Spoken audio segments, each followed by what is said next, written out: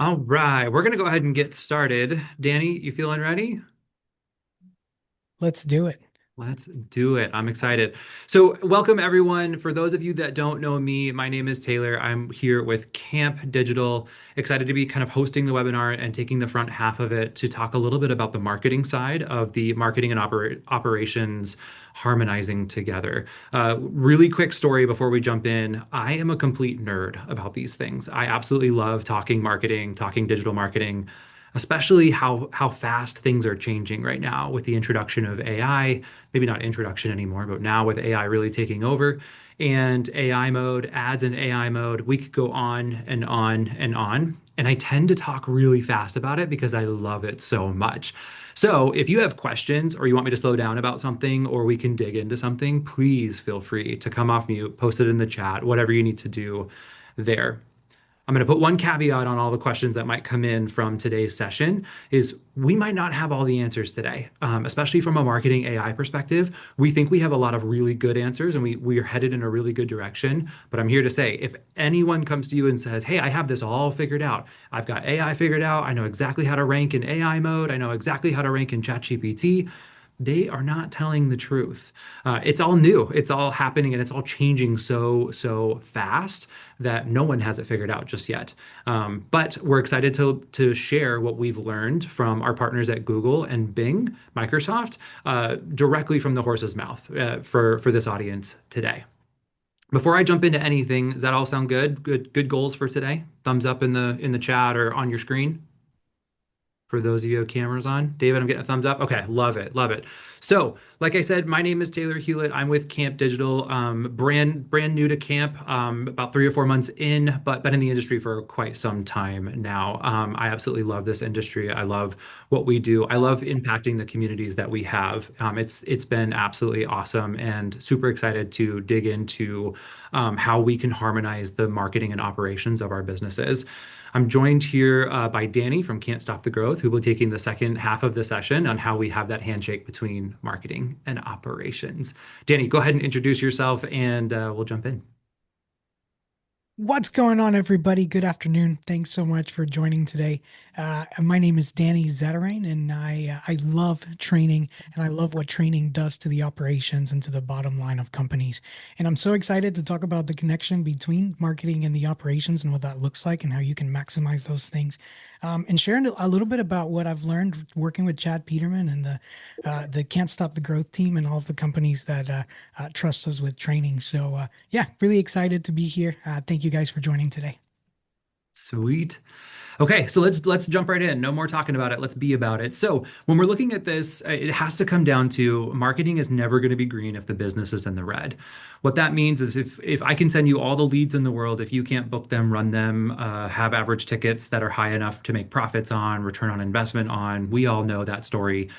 Then the marketing is never going to be green, right? And so we need to make sure that we are harmonizing that across the platform, that we're focused on the business KPIs so that both of these things can be green, and we're not straggling behind on one or the other. And the reason we feel like this is really important to talk about today is because costs are on the rise. We were just recently in California at our advisory board retreat, and we bring in Google, and they actually talk us through industry trends that they see year over year. And this is a little slice of what we got to see from directly from Google. Like I'm about to show you the data directly from our partner here, which is really exciting and also why I want to talk about what we're here to talk about today.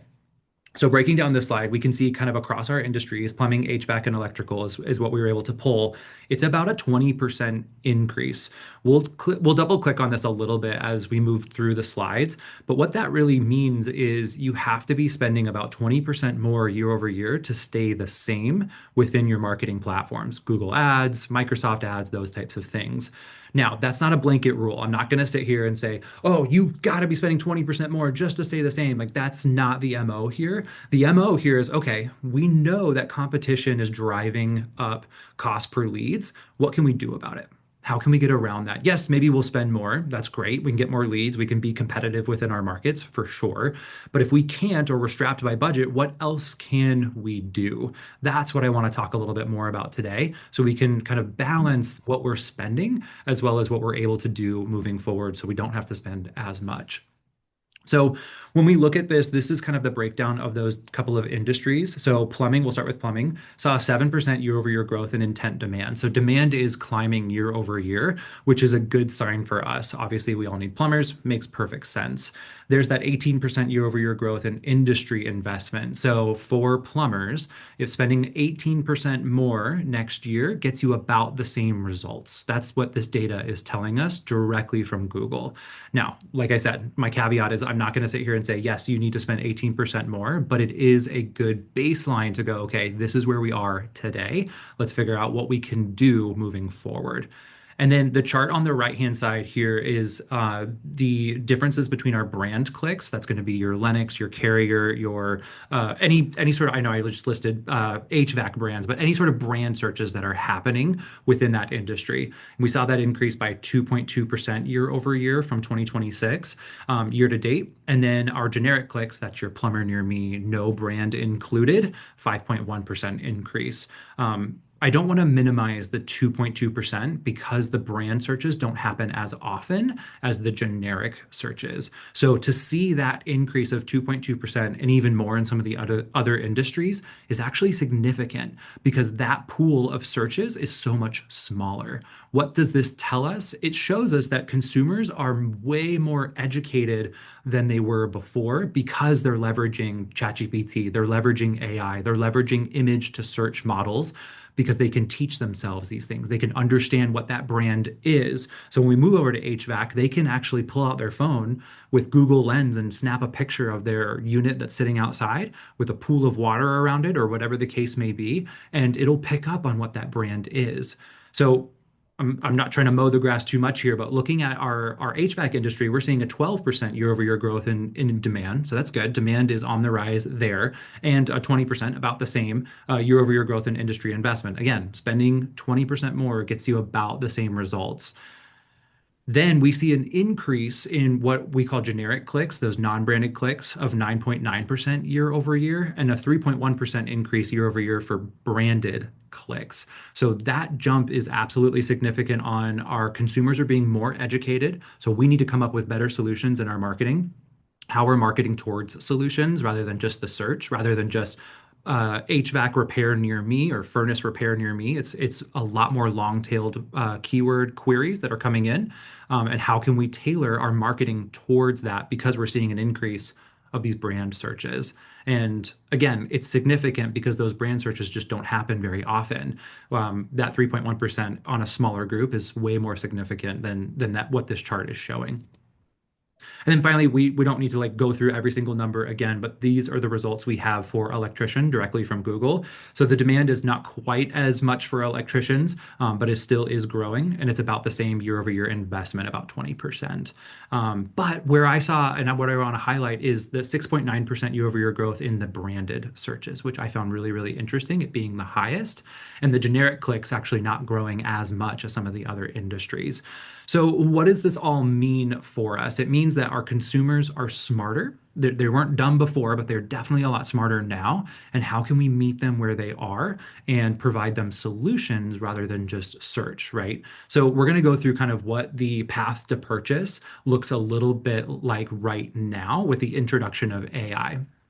So directly from Google, 84% of homeowners use Google as their primary tool before they choose a home contractor. This is for our industry. It's not just across the board on Google. For home services, home contractors, 84% of people start on Google. And as they move across the digital ecosystem, their path to purchase is no longer like this linear line. I think we were kind of used to, I go make a search on Google. I get a list of blue links. I maybe check out a website, come back, look at reviews, those types of things, and then I make a phone call. That line is getting a lot more blurred, and I call it the messy middle, right? I maybe go check out their socials. I maybe go check out their reviews. What videos do they have? Maybe I go ask ChatGPT or Gemini what's going on. Maybe I use AI mode now to help me research some of those things. So because that is not linear, they're moving seamlessly between searches, social media, reviews, Google reviews, local maps, YouTube videos, basically everywhere that content lives. AI has now unlocked, these large language models have unlocked my accessibility as a homeowner to go digest content that much faster and help me do my research. So this shouldn't be surprising to anyone, but we are seeing that 70% of inquiries in the US now originate on a mobile device. So if you're not optimizing towards a mobile device, we absolutely need to be looking at that because that is a huge chunk of the market. Back when I started in my digital marketing career, it was closer to 50-50. We're seeing that tip a little bit closer to the mobile side now at that 70%. So then when it comes time to make that decision, that journey still ends with Google. So 68% of customers contacted a service provided directly from the search results. They start with Google and they end with Google. All of that messy middle stuff in between is all of the content that they research or they have the AI research for them, making them smarter and more confident in those searches. So what is this slide really trying to tell us is that consumer demand still exists. It's actually growing, right? What we saw on the slides before, but consumer behavior is rapidly evolving. And that's where we need to meet them. That's where we can provide the content, the ads, a little bit more dynamic ads, personalization, all of these different things that we can meet our consumers where they are because their behavior is changing faster than we've ever seen. So, where are we heading? Search is moving beyond just information. It's actually moving towards intelligence. I said this a little bit before, but we are looking at no longer just searching for blue links. Those are still going to exist. Google has said they're still going to exist, but we're trying to provide that intelligence, those answers. So the future of search is now smarter, more personal, and possibly even agentic. I'll get into that in just a second. So we are not necessarily just matching keywords anymore. Search AI mode, AI overviews are now able to like deeply understand the searcher's intent, the consumer's intent. It's recognizing why you are searching for something. Let me give you a few examples that are outside of our industry that kind of helps paint this picture a little bit. So I want to think about if you were to make a search for what are the best clubs for someone over 40, do they mean golf clubs? Do they mean nightclubs? What does that mean, right? AI now understands who you are more contextually, so it can guess and have a better intent guess of what you're looking for.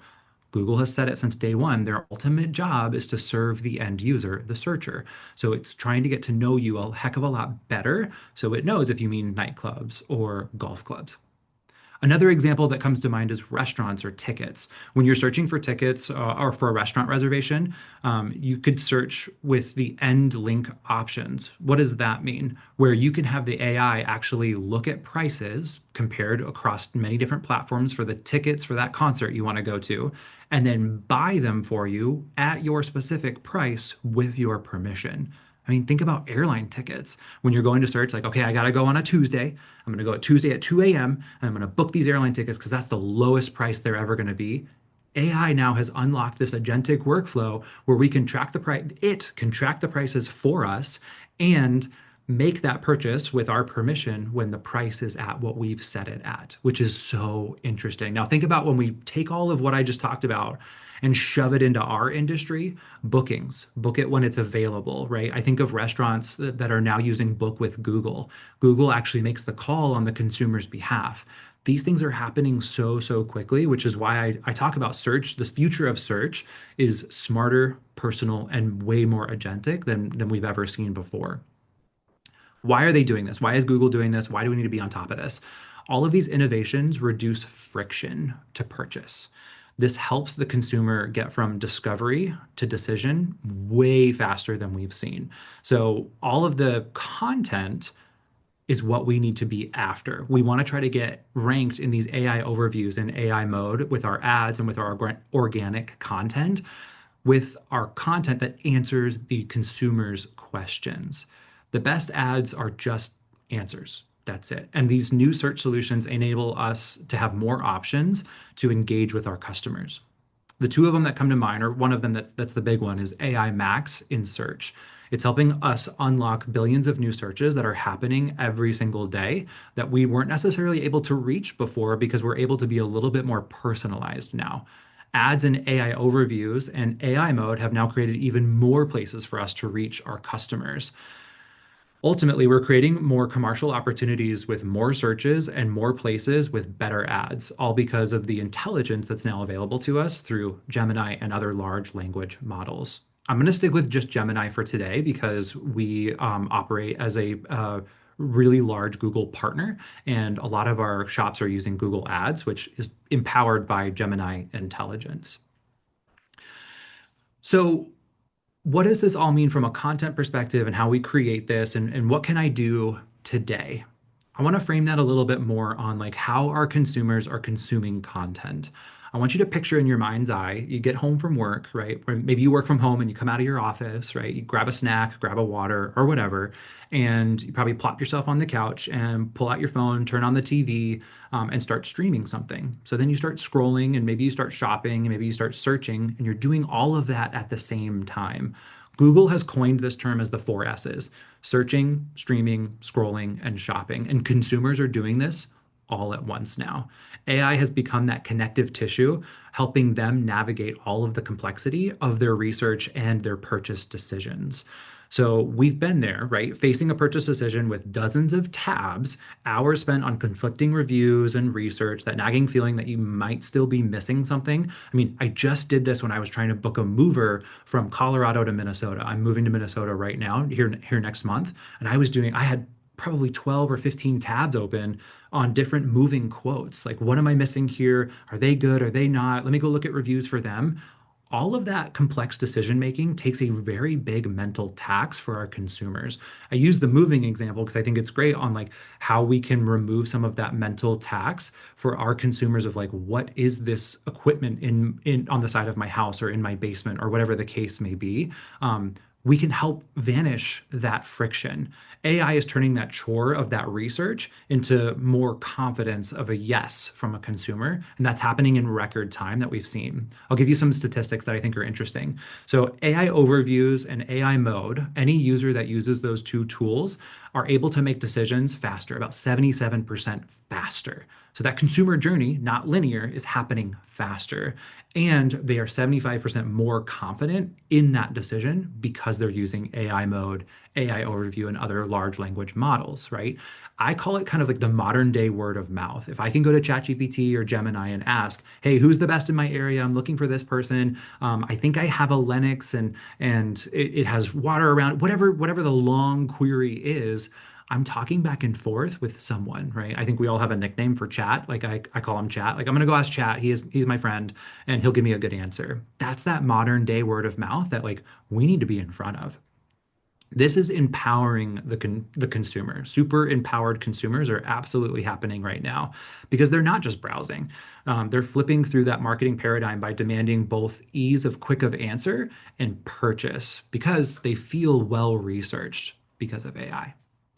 So we should be there.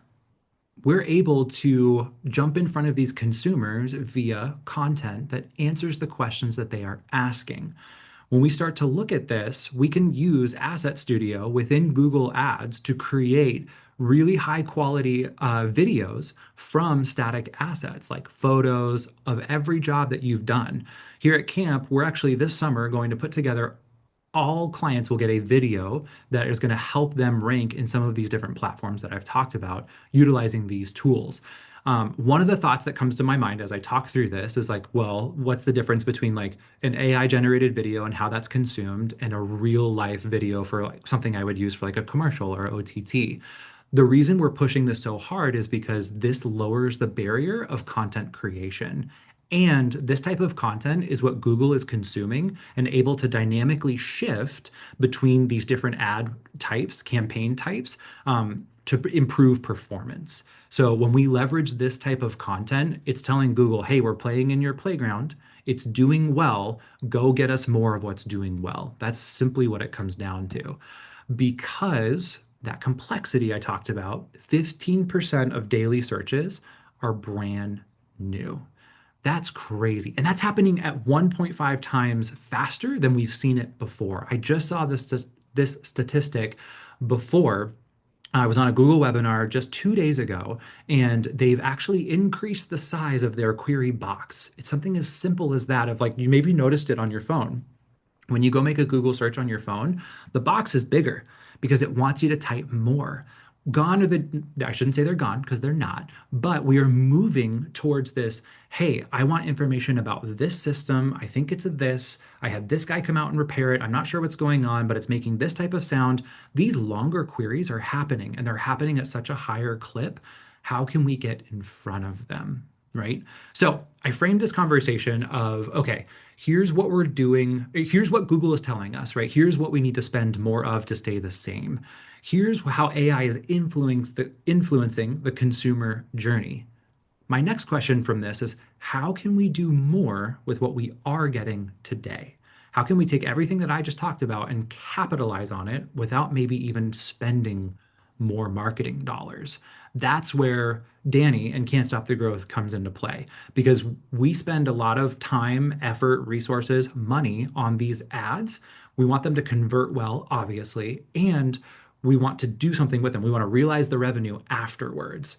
So one thing before I flip it over to Danny that we're doing at camp here is we're going to start, actually, we've already started optimizing towards the appointment. So what we're doing, instead of optimizing towards the phone call, let me just get you a phone call, get you a phone call, get as many phone calls as possible.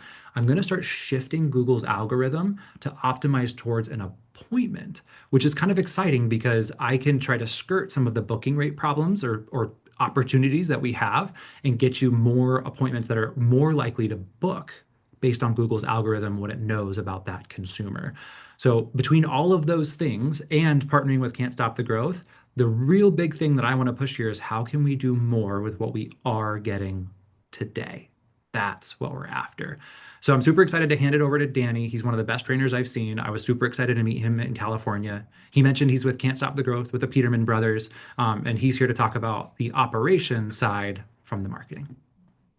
Heck yeah. Thanks so much, Taylor. It's so exciting, all of these things that are happening and all of the changes. And I think as exciting as they are, sometimes they can be overwhelming and they can be intimidating in a way, right? And the good news is that, well, we're here to support you, both Camp and Can't Stop the Growth. And today I want to share a couple of things that we've learned while working with different companies, things that we've learned from the processes that we run at Peterman Brothers. And before we jump in, though, I want to 100% invite you guys to.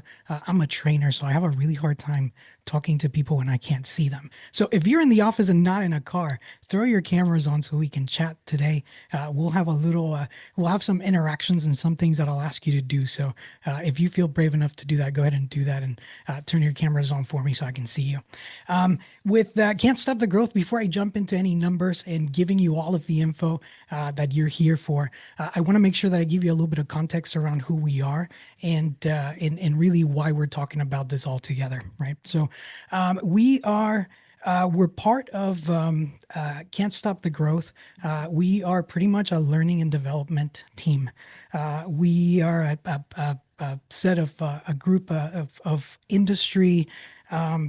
Not, I wouldn't say, I wouldn't want to call us experts, but we like boots on the ground, right? Like we're doing this alongside you every day.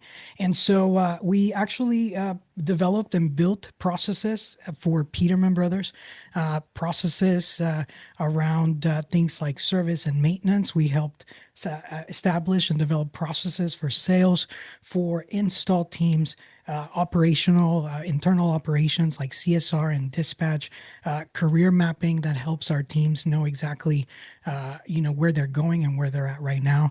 And also, we actually recreated the onboarding process for Peterman Brothers so that we have a way to know that a new hire will be ready to run calls on their own on day 10.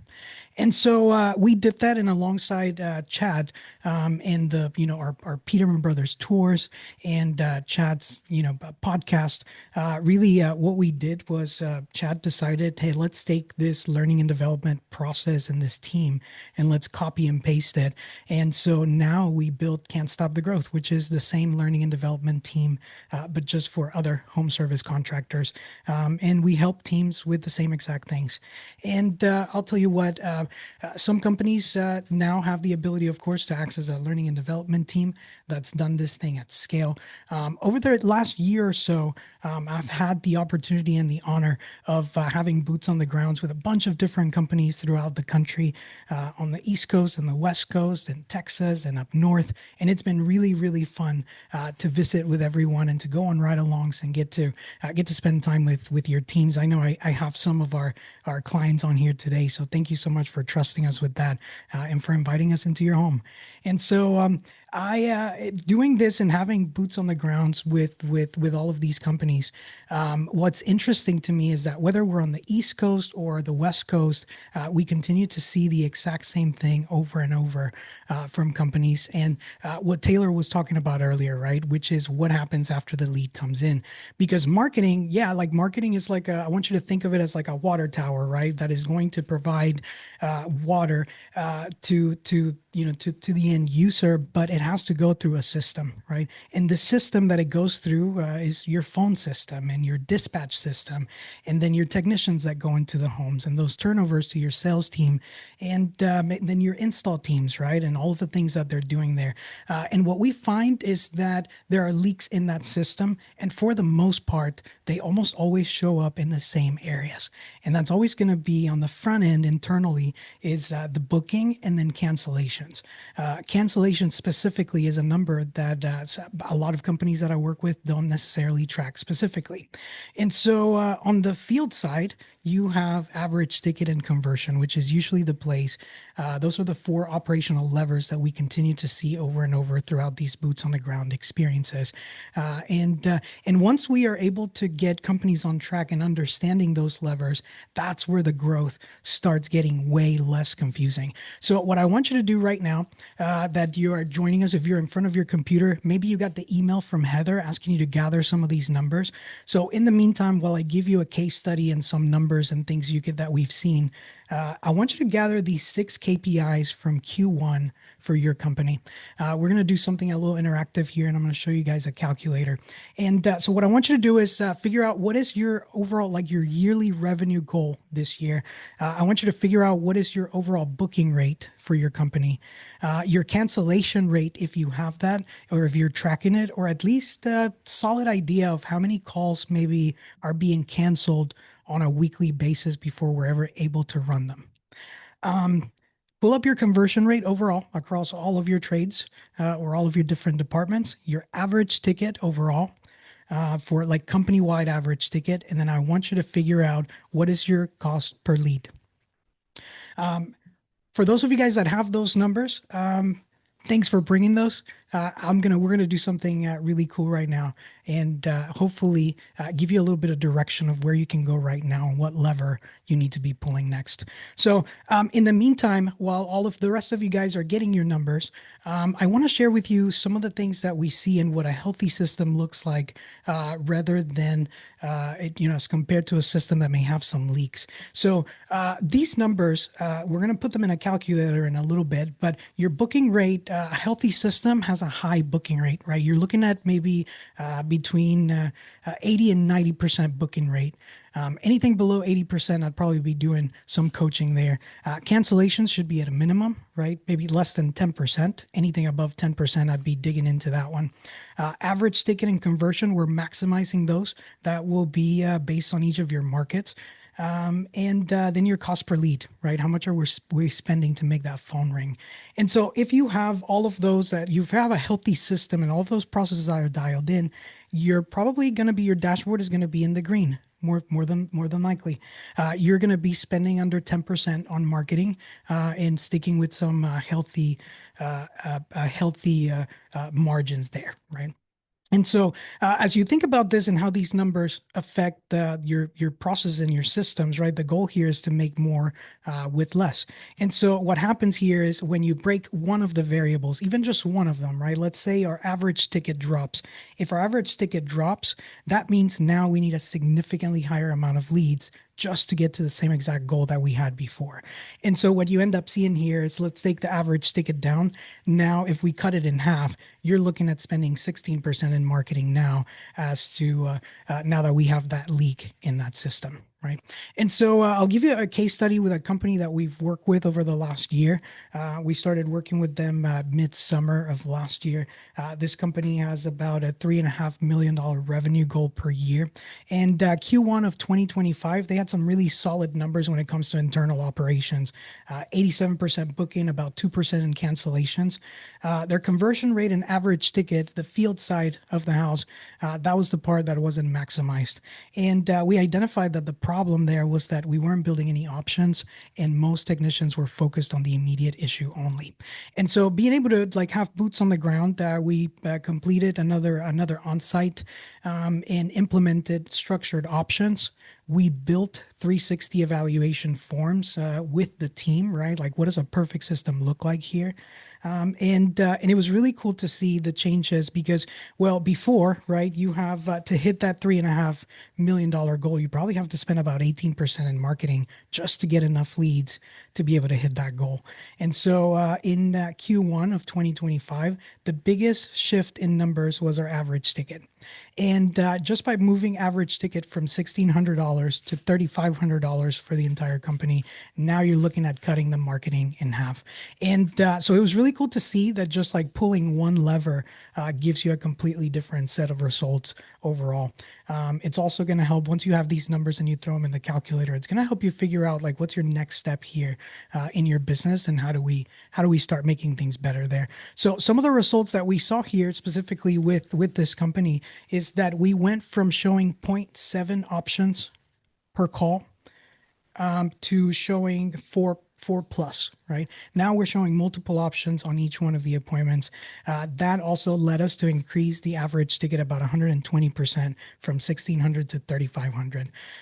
Being able to follow a new process decreased the marketing spend by 50% to hit that same exact goal. And the coolest part was that there was year-over-year growth of 150% when it comes to the revenue side of the house. And the coolest part is we did that with about 18% less call volume than the previous year. So it was really, really cool to see that. Sure, maybe Taylor is giving us bad news about an additional 18% just to stick with the same number of leads that you have. But the cool part is that, well, you can do way more even with 18% less call volume than even what you had before. So hopefully that's better news and it helps offset it. It's okay if Taylor brought bad news at first. We're going to turn it around for you. So here's what I want you to do. That way you can get some direction. We're not going to let Taylor live it down, calling us all into a webinar to give us bad news on Google. Anyways, all right, do me a favor, go on your phone or you can use your browser, whatever you want to use there. You have a QR code that you can scan, or you can just go to cstgcalculator.com. That will take you to a calculator where you can throw in the numbers that you grabbed from Q1 for your company. And here's what I want you to do. As you start messing around with that calculator and putting your numbers in there, I want you to do these four things. Okay, number one, I want you to load the calculator with your numbers. Number two, I want you to change each lever one by one. Just increase about 15% on each one of those.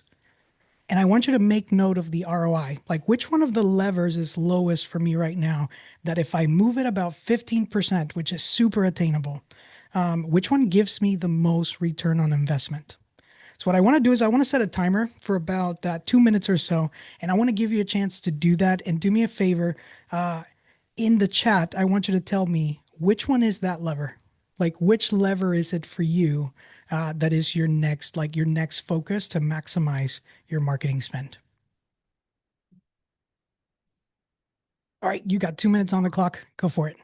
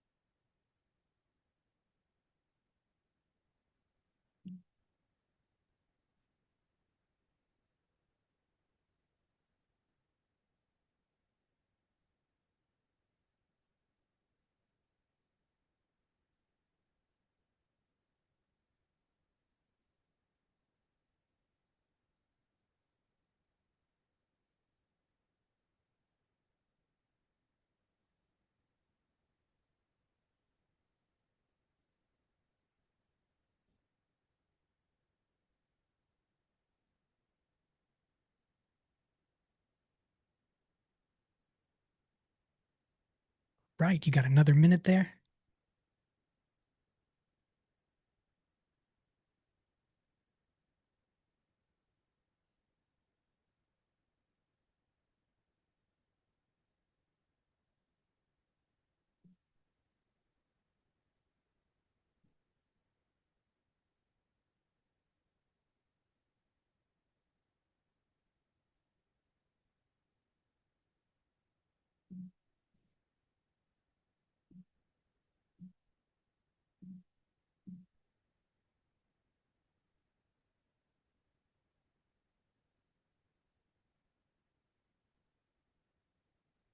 Right. You got 15 seconds.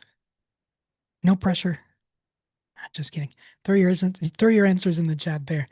Which one of the levers are we focusing on? Which one is the highest return on investment for you right now?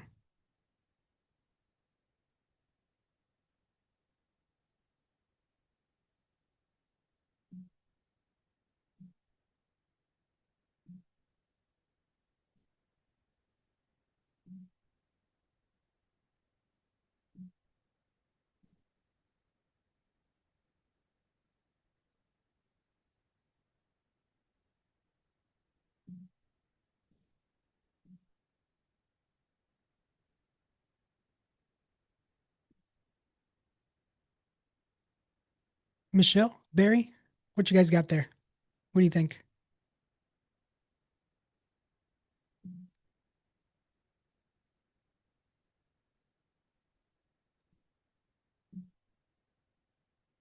Is this supposed to send to you? No, no, no. That's to you. That's Oh, that's all for you. But tell me what you found. Which one of the levers did you think has the biggest return right now if you focused on it? average ticket. Heck yeah. What would that need to be for you to get under 10%? Right now we're at 11.8%, and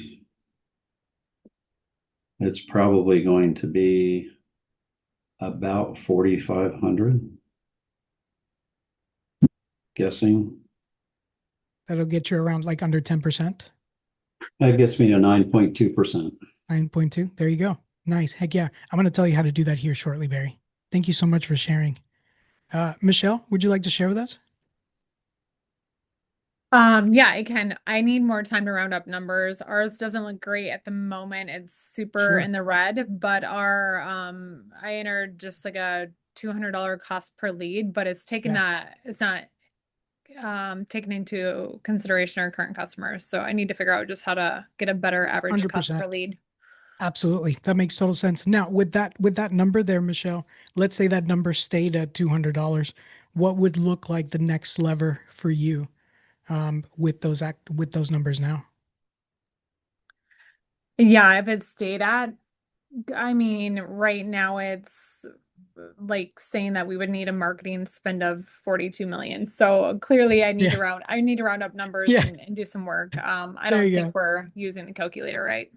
Good stuff. Hey, let me know if I can help you. You can also reach out through that calculator there at the bottom too. That'd So, be great. Thank yeah, you. I'm happy to help you with that. Good stuff. So here's the deal, right? When you look at this calculator and you start messing around with those levers, I mean, of course, we know that, inevitably, right? Booking rate and your cancellation. I mean, we know that those are important, especially the booking rate, right? We all know that we need to have over 80%, and we need to get better at that so that we can get more calls on the board. So that seems pretty obvious. What gets a little blurry is now that we look at like field operations, right? Like how is conversion really related to marketing at all? How is average ticket related to that at all? And what can we do to kind of plug those leaks right now, right? Like tomorrow when we get to work, what one thing can we implement that will go towards patching that leak there? So I want to talk about that now and just act like things that you can actively do right now. What I've learned having boots on the grounds with all these different companies and being able to coach them through new processes is that I want to break it out into two sections, right? Internal operations operations, which is CSR and dispatch, and then your field operations, which is your techs and your install team. So what I see in the internal operations where the breakdown happens is number one, I'll get into a company and I'll go sit down with CSR. And while they sound good on the phone, right, they're not being ugly to anybody or anything like that. When I ask them, where's your script? How do you guys go about doing this?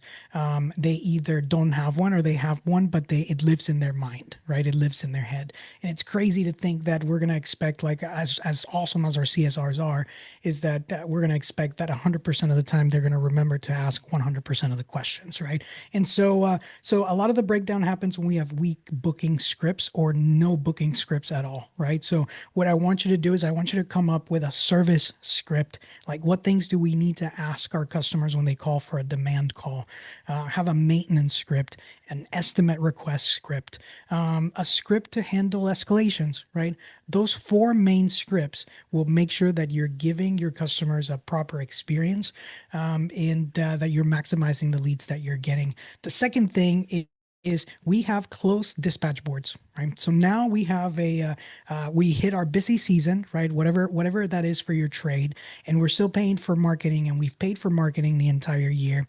And now during busy season, Mr. Customer, I'm so sorry, we are booked out for 2 days.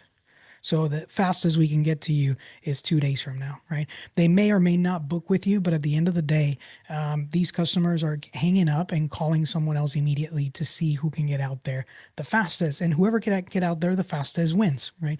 And so closed dispatch boards make it really hard to predict what things are going to look like for you. So one thing that we help companies do is implement scheduling options, right? Something that can give someone a fast pass, like a skip the line pass, and also makes them a member up front. That way, you're putting your technicians in front of the best opportunities instead of prioritizing calls based on assumptions, right?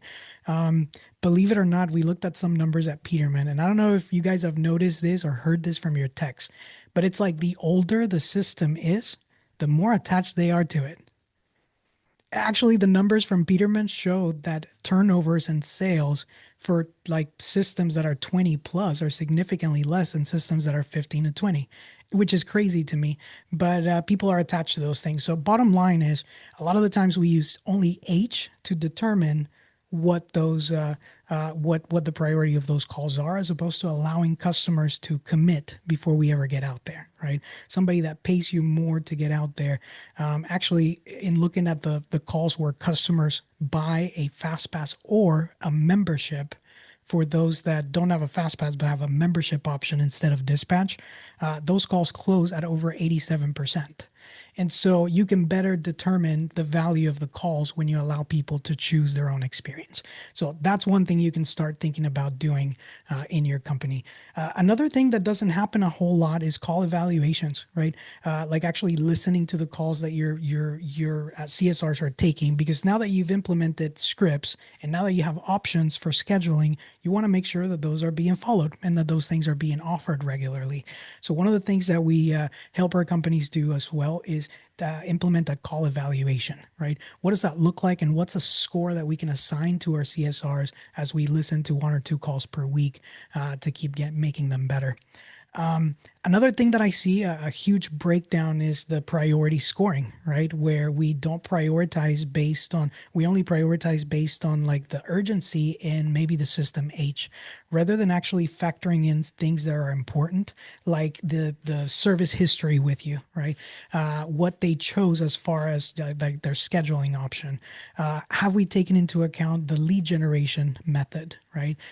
Do we understand that a tech generated lead is way like closes at a way higher rate than maybe somebody that called that had a coupon, right? And do we know what those are, and are we taking that into account when we're prioritizing calls? And last but not least, on the internal operations, one thing that I want you to keep in mind before we go to the next step here is that sometimes I hear business owners say, I can't hire, like I can't keep my team busy, so I can't hire anyone else when we are not looking at the cancellation rate. So the last thing I want you to consider is, what is the cancellation rate for your team? Because there's a chance that there are 50, 80 calls a month hiding in that cancellation because we can't get there. And that may be another full-time employee for you, right? That of leads that we're already paying for that we may not be running. So those are the things you can do on the internal operation side.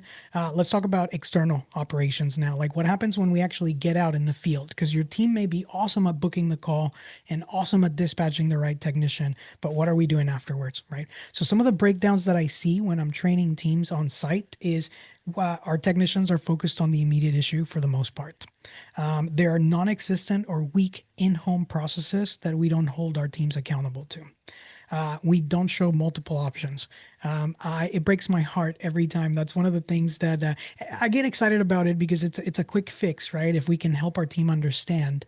But it breaks my heart when I see less than one option per call, because that means that we are sometimes going to calls and not showing any options at all. And what happens if we don't show those options is we end up robbing the customer of the opportunity to actually buy from us, right? It's so hard to sell something verbally. But when you have something actually written down and ready for somebody to say, yes, I want that one. If we're not doing that, we're robbing our customer of that opportunity. And last but not least, the other breakdown is your team and your service team. If you're a manager, you may be awesome at doing post-mortem reviews, right? Doing a review after the call is over and like what happened, what could have gone better.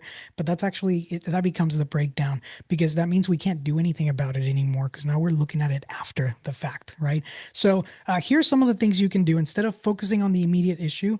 Come up with a 360 evaluation form for your teams, right? I think I missed one here. I want you to figure out what a 360 evaluation form looks like for every one of your departments and your teams.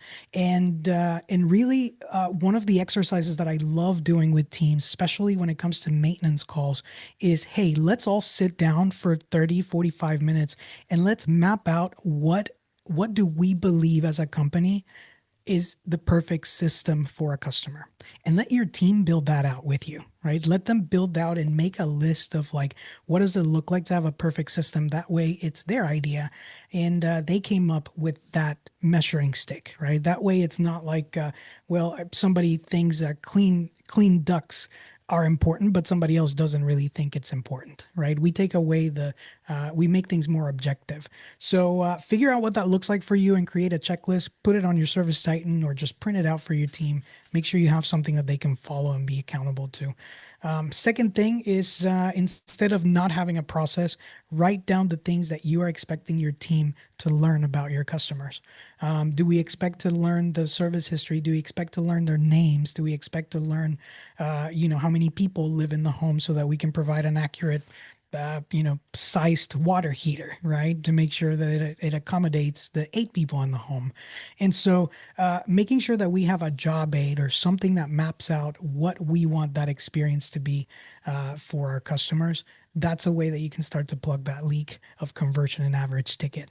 The two really big ones here that are going to give you the most return on investment for both conversion and average ticket that you can start doing immediately is building multiple options. Now that's going to look different for everyone, right? And so whether you're doing HVAC or plumbing or electrical work, and you don't even have to build 6 options, just focus on 3. And not the good, better, best approach, but the premium, mid-range economy approach, where we show the long-term solution first and let the customer see the other options as they please. And so showing multiple options is going to allow customers to, it's going to do 2 things for you guys. A lot of the times our marketing dollars are going to waste because we don't have capacity on the schedule because you have warranty calls or callbacks. A lot of the times they are unrelated to what we already went out there for. The problem is we didn't anticipate that now the contactor was going to go out because it looked like crap, but we only replaced the capacitor. So now the customer thinks it's related to what we did, and it kind of is, because we should have been technical experts that told the customer what to expect next and giving them the chance to address it proactively. So now you have less capacity on the board for the actual calls you're paying for because we're going back, right? So make sure you trade in your callbacks for upgrades. Make sure that that if somebody's going to call you back, it's because they already know, and now we have an opportunity rather than a callback and a free call. Okay.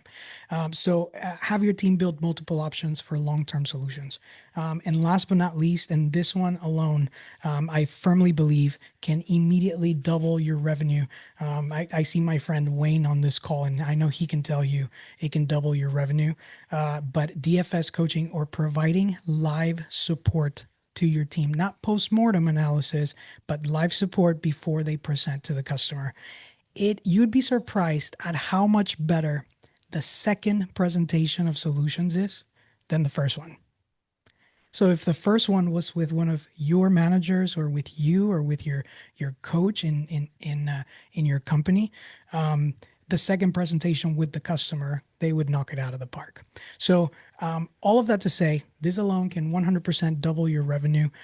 It should be someone's priority in your company to provide live support to your field staff, especially as you try to implement providing customers multiple options. You want to make sure that they make sense, and you want to make sure that they're going to present it the right way.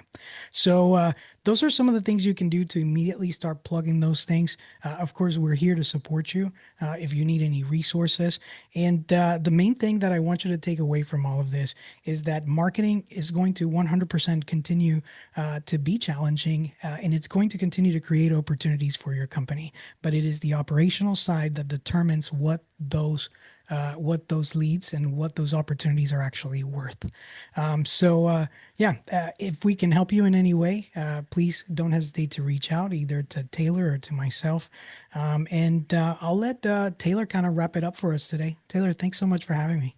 Of course, Danny, thank you. It's always great. And I wanted to defend a little bit of the bad news that I had. But before I do that, I would love to open it up to the floor. If there's any questions out there, we have a little bit of time here at the end. Any questions out there that you want to pop off mute for or post them in the chat?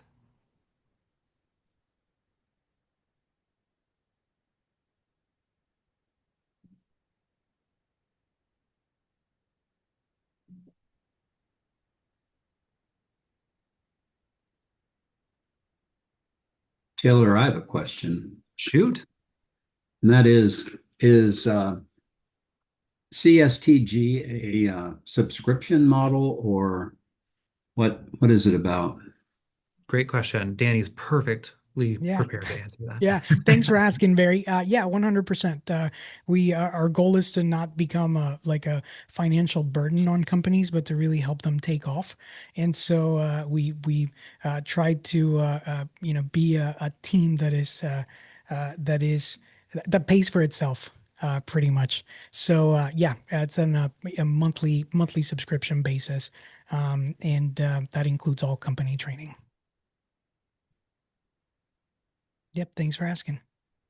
Other questions before we wrap up? Okay, cool.